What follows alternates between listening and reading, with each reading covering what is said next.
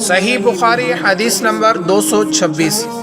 ابو موسیٰ اشعری پیشاب کے بارے میں سختی سے کام لیتے تھے اور کہتے تھے کہ بنی اسرائیل میں جب کسی کے کپڑے کو پیشاب لگ جاتا تو اسے کاٹ ڈالتے۔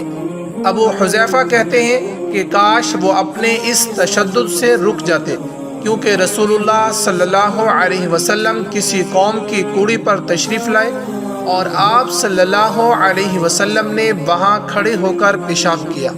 صحیح بخاری حدیث نمبر 227۔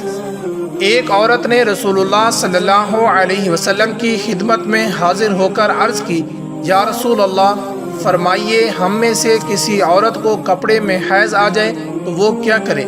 آپ صلی اللہ علیہ وسلم نے فرمایا کہ پہلے اسے کھرچے، پھر پانی سے رگڑے اور پانی سے دھو ڈالے اور اسی کپڑے میں نماز پڑھ لے۔ صحیح بخاری حدیث نمبر 228۔ ابو حبیش کی بیٹی فاطمہ رسول اللہ صلی اللہ علیہ وسلم کی خدمت میں حاضر ہوئی اور اس نے کہا کہ میں ایک ایسی عورت ہوں جسے استحاضہ کی بیماری ہے، اس لیے میں پاک نہیں رہتی، تو کیا میں نماز چھوڑ دوں؟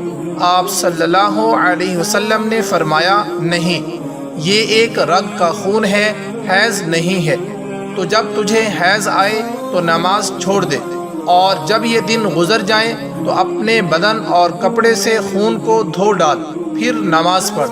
ہشام کہتے ہیں کہ میرے باپ عروہ نے کہا کہ نبی کریم صلی اللہ علیہ وسلم نے یہ بھی فرمایا کہ پھر ہر نماز کے لیے وضو کر، یہاں تک کہ وہی حیض کا وقت پھر آ جائے۔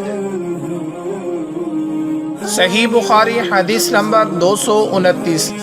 میں رسول اللہ صلی اللہ علیہ وسلم کے کپڑے سے جنابت کو دھوتی تھی، پھر اس کو پہن کر آپ صلی اللہ علیہ وسلم نماز کے لیے تشریف لے جاتے اور پانی کے دھبے آپ صلی اللہ علیہ وسلم کے کپڑے میں ہوتے تھے۔